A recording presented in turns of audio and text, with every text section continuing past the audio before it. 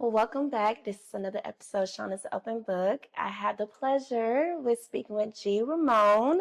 Everyone, this is G Ramone, you guys. Hello, everybody. It's me. So G Ramone is here because he is ready to share his story. He has done the work. He has been through some ups and downs. And you know, on Shauna's Open Book, we do not hold back. So are you ready? I think so. All right. Okay, so let's just get straight into it, okay? Let's get it going. All right, so at what point did you realize the things you thought would save you weren't actually healing you? Mm, I think for starters, in my early 20s, I thought that I thought I needed a new experience. So I went to college. So I'm from Cleveland, Ohio. First and foremost, shout out to Cleveland, 216, best place in the universe. Oh, Yeah. Oh, that's sorry. debatable. Shout out to the Cavs. We lost to the Knicks in the finals, but we still fuck with the Cavs. But yeah, just coming from Cleveland, I went to college in Cincinnati. And it was a change of scenery. And college went good for me. I got my degrees. I graduated. I was very involved. I did a lot of amazing things. I would say, just coming from where I come from inner city Cleveland, Ohio.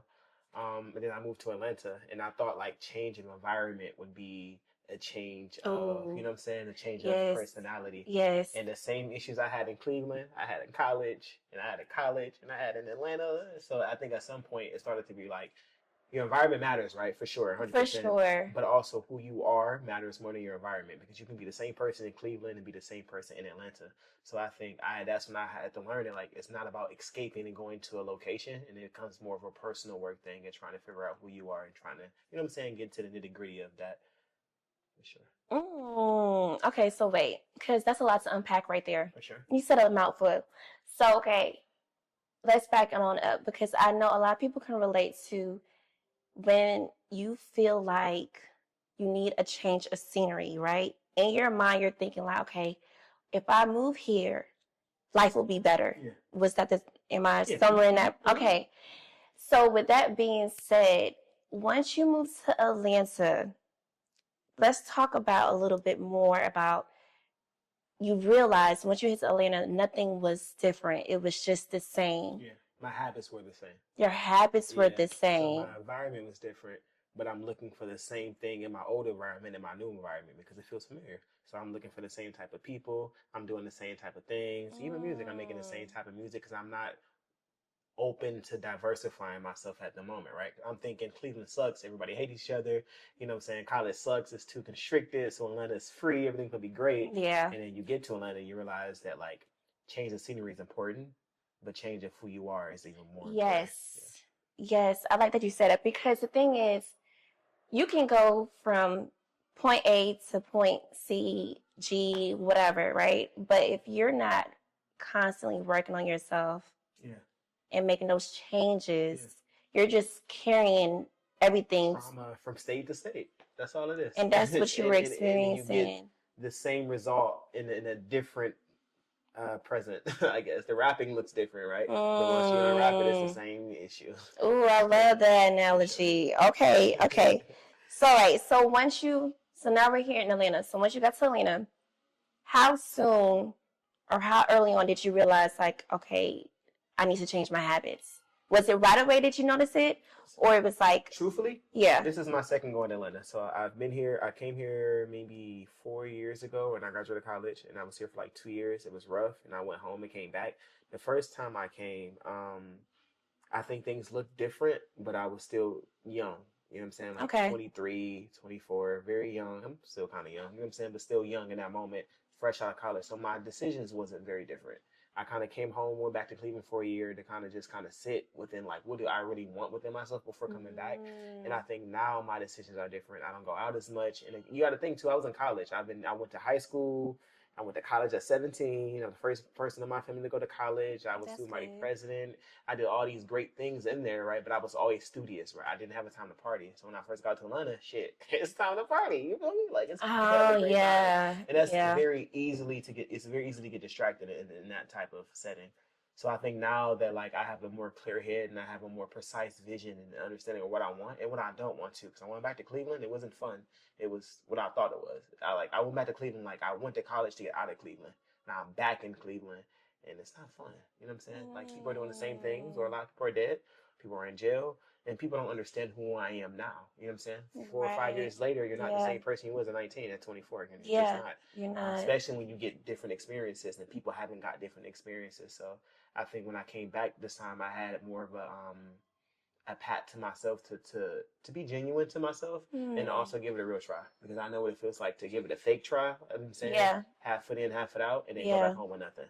And it's like this time, like, even I gotta give it all, because I know what it's like to not have the opportunity to be in Atlanta. You know what I'm saying? Right. Okay.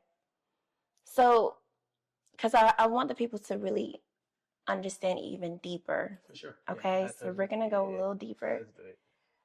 Can you share with us some of the habits that you were running away from? Because that's how I see it. No, yeah, for sure.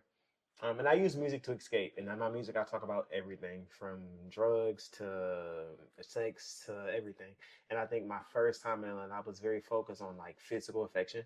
I think when you're alone and by yourself, you're looking for things. I was drinking a lot. I was going to the club a lot. I was found attractive a lot. And in college, I was very focused. You know what I'm saying? So Okay. being free, no family. I got my degree. I had a good job too. I mean, I always had good jobs, but like, I was always working hard, you know what I'm saying, in my career, but I always wanted the sense of release. And I think the sense of release is what kind of made me understand that my habits aren't doing good. So it was at one point where I was working at, and I was a claims adjuster, and I was making good money, and I had got a raise. I was making really good money at, I think, 23. And I was also bartending at the time. And I remember a deep conversation with my claims, with my manager, the manager's manager. I don't know what the technical term is for it. And she was just like, "This is your real job. Like, I know you like bartending," because I was coming to work late, you know what I'm saying? Like, having a good old time going through it, because I'm bartending. So I'm bartending, and I'm going out, and I come back at 8 a.m. at Progressive, a little late. And I'm young. I do my job amazing because I'm good at my job, right? But also, your employee, your co-workers can tell, like, he not locked in. Like, he don't. And mind you, I was the youngest person in my position. So these are all 40-year-old people with families and lives making good money. But I'm just like, shit, I'm kicking it. Like, you're having a good time. So I think going through that, I lost a lot of opportunities because of my youngness and my eagerness to be like not being able to choose. And I think once I understood, like, some of the stuff is very temporary and some of the stuff is a distraction, I started to change the way I moving forward, for sure. Okay. So you said something about one of those habits was longing for touch or maybe physical affection. Yeah. So were you saying to avoid stress, other than liquor and other than partying, was the type of people you were engaging with? Yeah, for sure. I think I use connection as a form of escapism. As a way to, like, I having a rough day at work. I'm by myself out here. Nobody know me out here. I need something that feels familiar. And obviously, when you're lit, you know what I'm saying, when you're drinking, your decision making becomes less conscious as it is if you're sober, you know what I'm saying? I understand. So I kind of got myself in it. I lost my passport at like 22. I was at some club in Edgewood. I don't know, some random person I met. We went outside. He's my wingman. I'm trying to get these girls. I'm like, fuck it. Like, let's have a good time. And I had lost my ID, so I had to bring my passport to come outside. Didn't know the person, didn't know the girls, didn't know nothing. Came home with nothing. It made me think though, like, you know what I'm saying? Like, I'm doing all of these things to try to find myself, and I'm losing myself. You know what I'm saying? Wow. Trying to find myself. Okay, so you used to connect just with anyone to escape from reality. Liquor. Yeah, for sure. Partying. Yeah. No drugs, by the way. I mean, liquor is maybe a drug, maybe, but no drugs. So with all that, because I don't want to assume, did any of that lead to depression? Or this was depression showing up? Now that I'm here, I think that's what depression looks like in reality. Okay. You know what I'm saying? So I think that was depression showing up. The fact that I was just trying, because I don't even really like, I won't say I don't like people. I'm just shy. Okay. I do think I'm real life shy. But yeah, I think depression shows up trying to, like, I wanted to do more. I wanted to get out. I didn't even relate to, they're 40. I'm 23. There's no I relate to my coworkers. You know what I'm saying? Even when I was bartending, like, I didn't even like going out. I don't relate to them, but I need to make money. But it's fast money. It's good money. It's fun people. It's invitations to places I've never seen in Atlanta, right? It's outside. I'm an artist. So I think all that stuff, just all kind of wrapped into one big ball of goo, and I wasn't able to identify what was positive and what was negative and what it was. It was just me trying to move forward. And then I also came here by myself, no family, no nothing. It was just me. Really? Yeah. Wow. Yeah, I By literally yourself. got fed up with Cleveland because I went to college and I was like, the money I'm making here is not giving college, and the people out here is not getting educated, and people are dying, and it's just. I left this to come better. I don't want to come back to the same place. So one day in Cleveland, I kind of got fed up, and I just literally texted mom like, "I love you," and then I was in Atlanta literally like 2 days later. Is it safe to say, as you're breaking all this down during that season, that's when you was realizing you were losing yourself? I think so, for sure. Yeah. For sure. So, and if you're not ready to speak on this, it's okay. And at what point did you really feel like, okay, I went too far, like I need to really get my shit in order? When I got to Cleveland, because you got to think, I went from Cleveland to Cincinnati to Atlanta and back to Cleveland. Okay. So when I started, and then what year was this? Last year. Cleveland was last year. Okay. When I think last year, around this time, honestly, I was in a relationship. The person was very, like, I wouldn't say the person. Their relationship was very toxic. Never experienced it before. Very hands-on violent, just very different. Like, very Tyler Perry. Wow. And, yeah, for sure. And I think experiencing that, I had a reality check. Like, it's a pattern. It don't matter who the person is. It don't matter where the location's at. It don't matter if I'm sober or if I'm drunk. There is a pattern of unhappiness and things that I feel like I don't deserve or I even shouldn't be in. And I think in Cleveland is when I had the awakening of like, I'm back home and I'm doing the same thing, or I'm experiencing, because I'm not doing these things, right? I'm trying to move different, but I'm attracting and I'm accepting the exact same things that I've been accepting the last 6 years. And I'm looking around like, why isn't my life different? And it's because I'm making better and different decisions. So I think that was the big reality check for me when I got back to Cleveland. It was just like, I'm not happy at home. You know what I'm saying? I'm not happy anywhere. And I think that's when I started to try to make different decisions. Dang. Okay. So this is last year. So we are back in Cleveland. And when you had that aha moment with yourself, right? What step did you take to get you out of it? What did you have to do so you can be where you are today? I think that was the hardest moment because I think my family hasn't left Cleveland. And when you have a family that's only seeing one thing, or anything that's only seeing one thing, that's all they know. Good or bad, right or wrong, it's all they know. So I was desperately asking for help in certain situations that might have compromised people's comfortability at the moment. And it might have been temporary, right? It might have been, I just need to use your car to do this. But people aren't used to giving up. That's all they have. Yeah. So I lose my car to let you do this. I have nothing for myself, and you have nothing right now to replace this, so I can't let that happen, which puts everybody in a bad situation. I also think it creates resentment, too. I think I resented my family a little bit because, like, I felt like I shown all the work I've done. I have 2 degrees. I did all these great things. I've never needed support. I never had it. You know what I'm saying? But now I'm really asking for it. And when I went home and I didn't get it in the way that I thought that I was going to get it, and not to say they didn't give it to me, right? But we have our own conceptions, like, oh, A gonna let me do this, and B gonna let me do this, and C gonna let me. It's all gonna work out great. But in reality, it doesn't work out like that. That is a lot to unpack because I feel like a lot of people can relate to that message, because you're not. Correct me if I'm wrong, because what I heard was you wasn't asking for the world, but you were just hoping for a different outcome. And once you didn't get that outcome from your family, that's when it was just like, oh shit. This is me. And it's my life. I got to do the work. Yeah, yes. Exactly, yeah. That accountability. Yeah, for sure. Ooh. Ooh.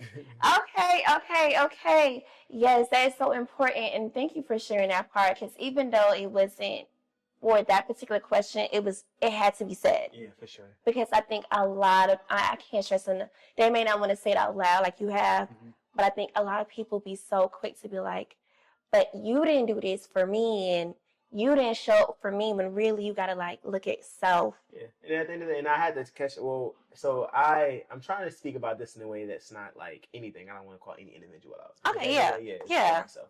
But I was like staying with a close family member, and then like it was 2 cars. And mind you, I was making good money in Cleveland, bartending and stuff. I transferred jobs in Atlanta to Cleveland.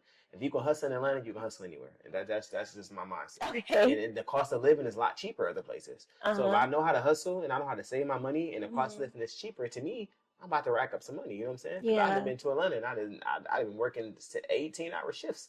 You know Yeah. what I'm saying? So going back home and trying to convince my family who's never seen anything different, like, oh, I just need it's like, give me your taxes, right? And I'm gonna flip it for you.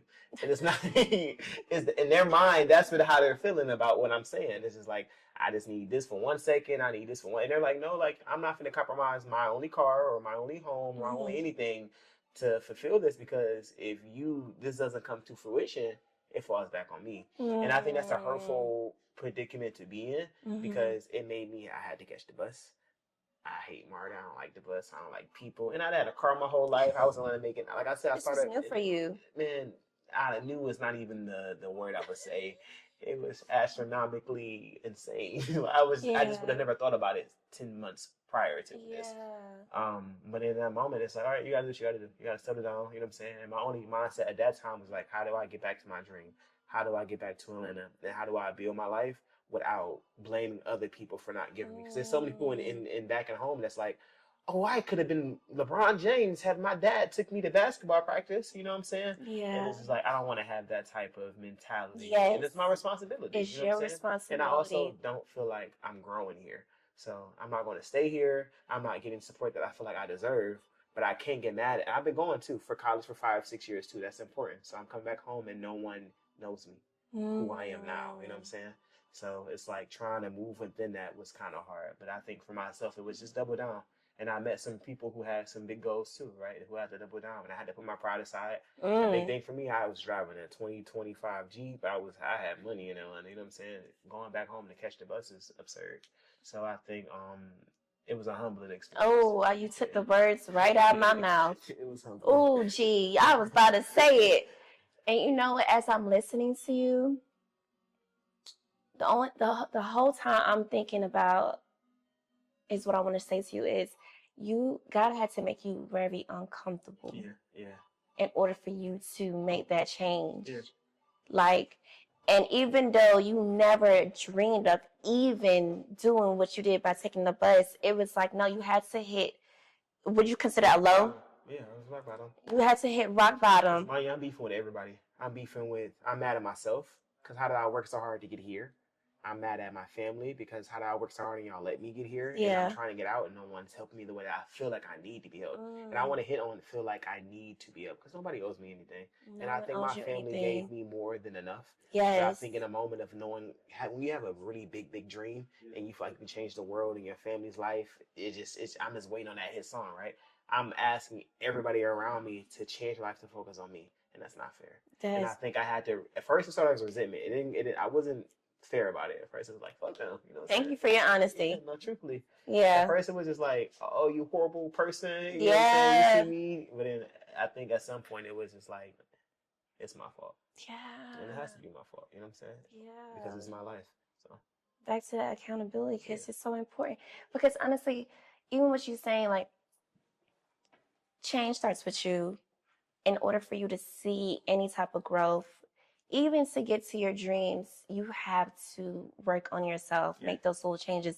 And then God's going to meet you where you need to be, where you need to go, as long as you do the work. But when you're not doing the work, that's when I feel like, in my experience as well, I feel like everything will come falling apart, especially if you don't learn the lesson the first time. Because I think, in my experience as well, I don't know if you can agree to this, sometimes the lessons come in different scenarios, but you be like, "Damn, I thought I learned this lesson already," but you didn't. Yeah. Clearly, you didn't, because that's the only reason why I keep on coming back. In a different person, in a different job, you're like, "Wait a minute, this again?"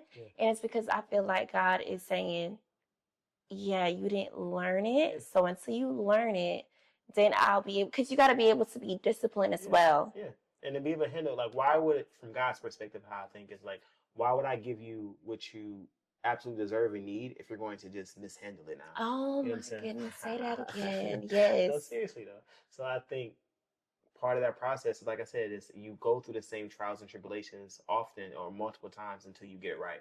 And then once you actually get it right, I feel like then you become blessed with the things. It'd be a darn shame if I worked really hard for everything I've gotten right, and then God gives it to me and I blow it because I'm not mature enough, or I'm not mentally prepared, or I'm not, you know what I'm saying? Seriously. So I think the journey allows us to get that strength and that perspective to Yes. actually succeed when God gives us the opportunity. And I also believe that like God will give your thoughts and your talents to someone else if we don't use it. I, Oh. it's somewhere in the Bible. I don't know where it's at in the Bible, but it's something that Yes, some yes. scripture that hints to that.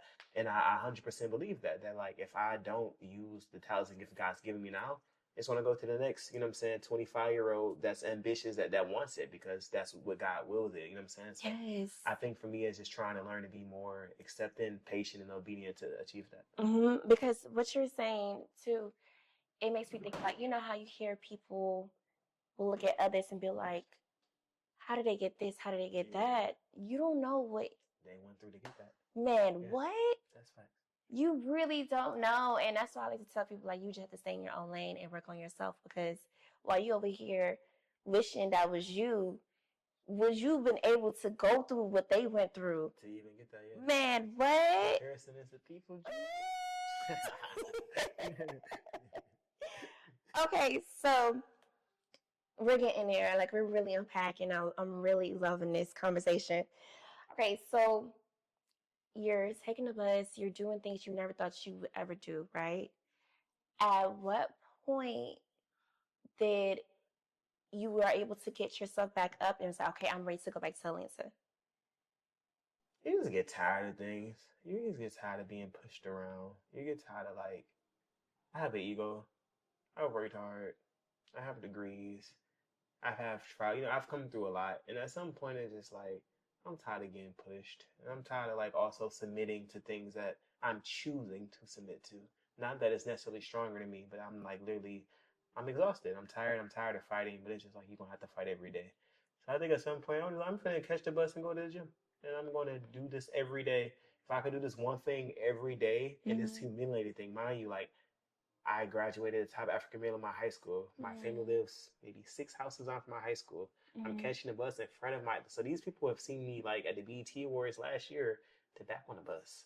You know what I'm saying? So for me, it was just like, but that's part of the journey though. You know what I'm saying? Part of your journey. It's to be humble. It's to not care about the perspective that people might have onto me because I know where I'm supposed to be going if I do that work. You know what I'm saying? Yeah. So I think for me, it was just like, how do I set my own goals? How do I have my own journey? And then how do I achieve that by being dedicated to myself and not caring about what anything or anybody may say about me. So I think that's what that big lesson was for me there.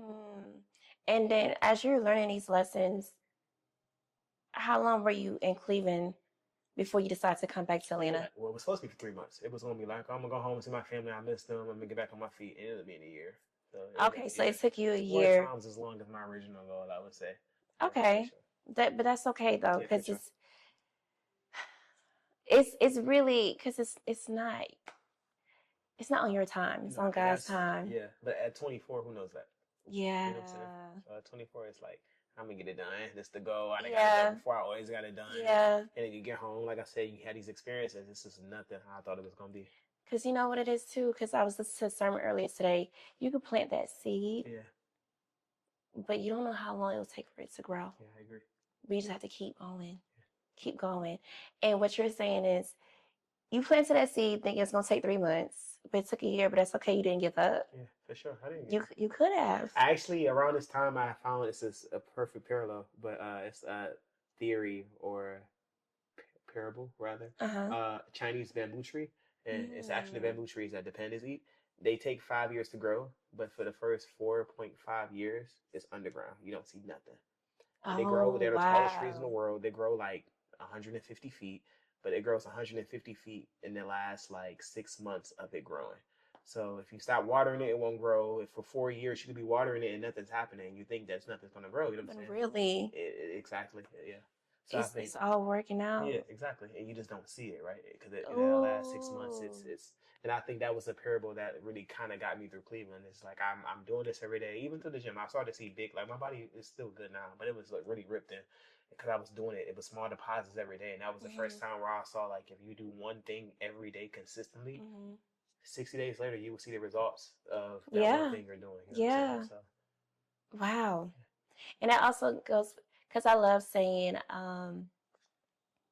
forgive me because I don't want to say it wrong. I like to walk by faith, not by sight.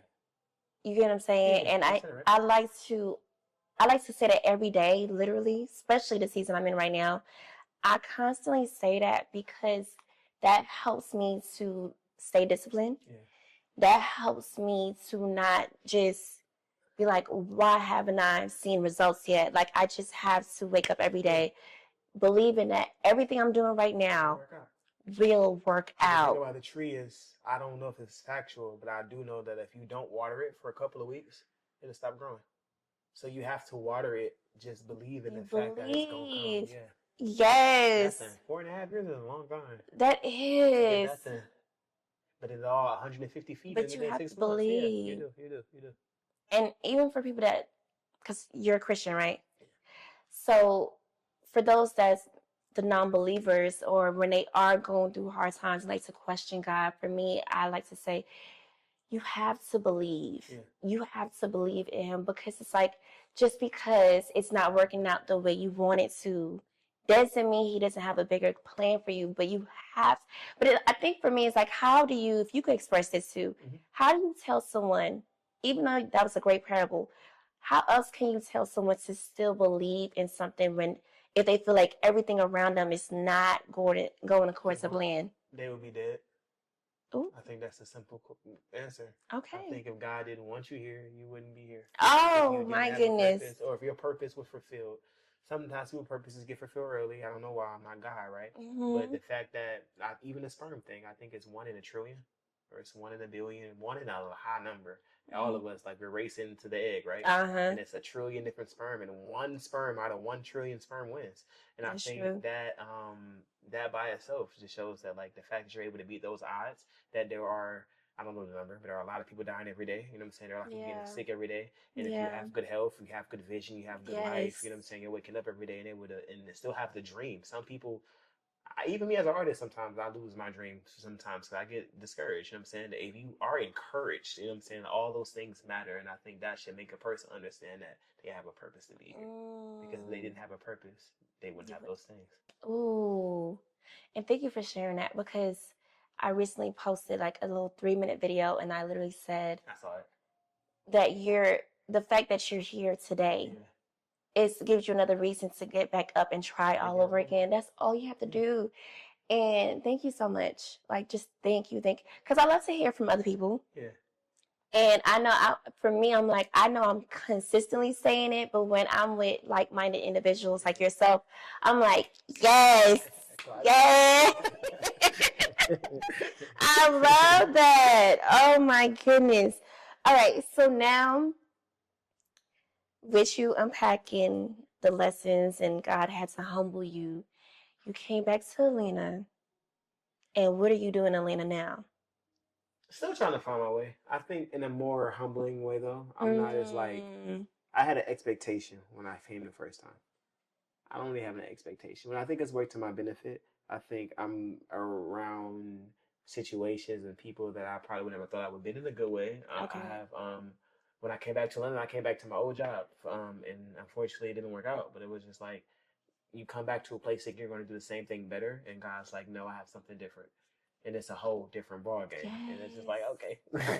Yes. But it has all worked out for the better. I think the relationships I have are better. I think the job I have is better. I think the friends I have is better. I think the car I have is better. I think the support I have is better. And I think who I am is more authentic and better to myself because I'm not trying anymore. I'm just existing. And I think that's the best way to be, Okay.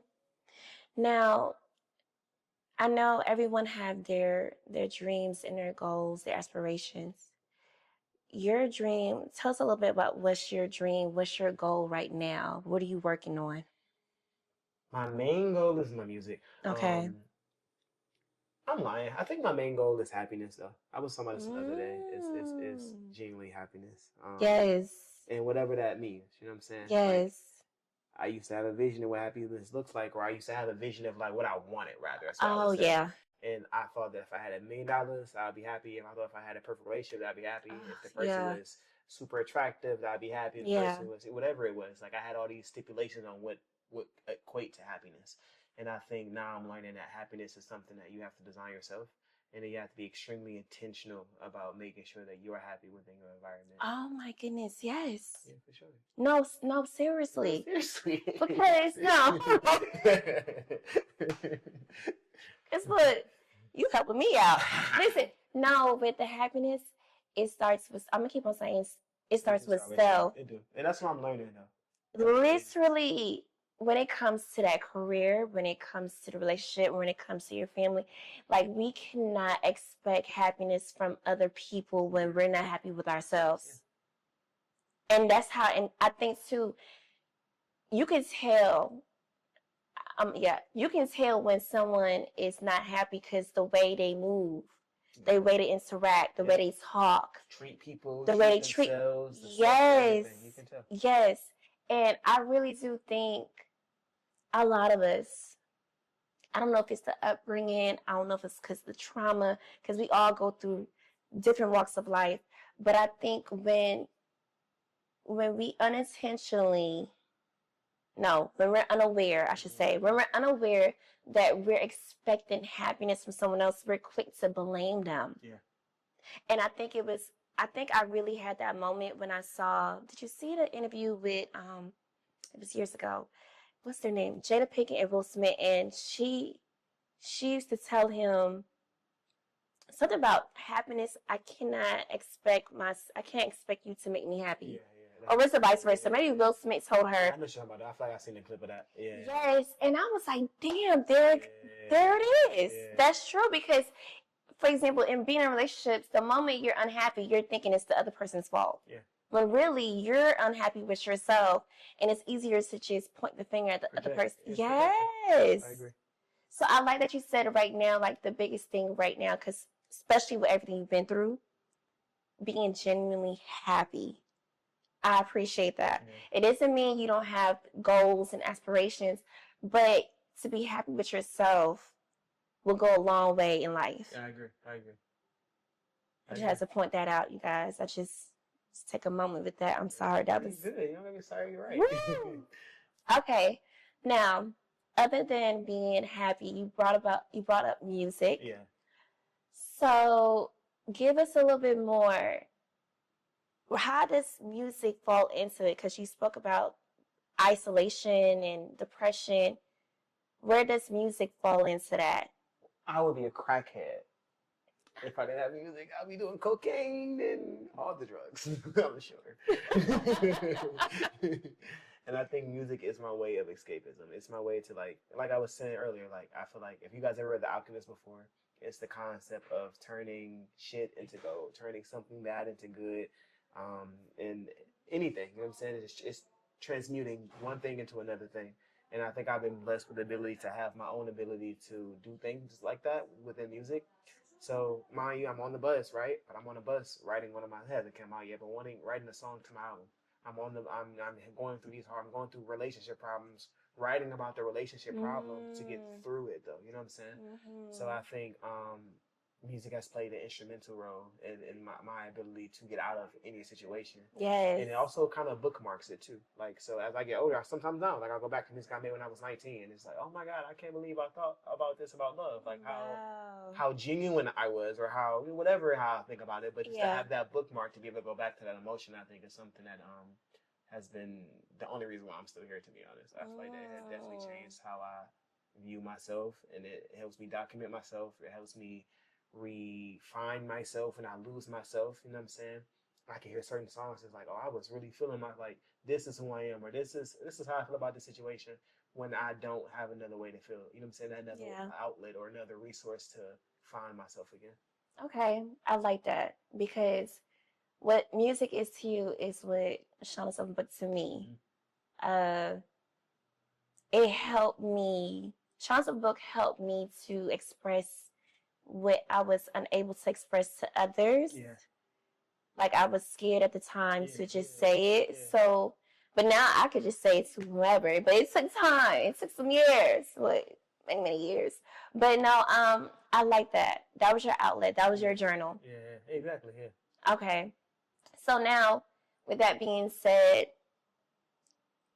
once you realize that was a positive outlet, because instead of just going hard on the drinking, going hard with doing X, Y, and Z, you realize music is something that, in a positive way, you can express yourself. Yes. Where are you now with the music? I think just being a bartender too, and it's meeting new people, being a optimistic, open person, you meet a lot of people and have a conversation and understand that everybody doesn't have that. Okay. So knowing that I have something special, an ability that's special, that sometimes people do these things, or you know what I'm saying, because they want an outlet, they want something healthy. So I think now that like I love doing it, it's healthy for me. I've talented in it, people like it. It's how do I take that to the next level? How do I take my passions and my goals and my inspiration and make it my life, right? How do I make my dream my reality? Yeah. And I think part of that is for me just focusing on making good music and being authentic, and allowing myself to express myself freely. And I think that's the best type of music that's made, because that's the type of music people feel. You feel things that you have been through. You feel real stories, right? I can't talk about shooting a nigga house down because I ain't never did it. You know what I'm saying? Yeah. But I can talk about riding the bus or being depressed or wanting to pop a pill or get into or using sex as escapism or different things like that, and that becomes more relatable music.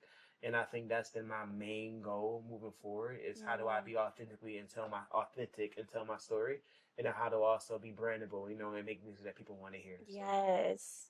So that's how you was able to transform yourself from going into a dark place to I wrote my escape back.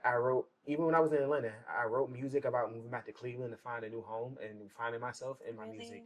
And in Cleveland, I wrote the fuck up out of there. Like I wrote my life out of Cleveland. Like, wow, look at that. I have songs about like, this is my last time doing it this week, and that was my last time doing it that week. Like it was, I don't know. It helps me. I don't even know how to put it in different words. But that's deep, though. Yeah, for sure. That's deep, and to see, because the way you're describing it, I don't know. It's like I'm hearing like it's like vision board, but in music. Yeah, exactly. That's exactly what it is. Wow. And now you get to go back and read it, and you be like, "Yeah, that was me." Yeah, and sometimes it's painful. I got songs I made in Cleveland that I skip. It's good songs to other people, but you just don't want to revisit. I get it. No, I get it. I definitely get it. Seriously, thank you for sharing that, because I think some people are still struggling how to find a positive outlet to heal. Yeah. And you poured everything into music. Yeah. And now, so will you also say, in this moment,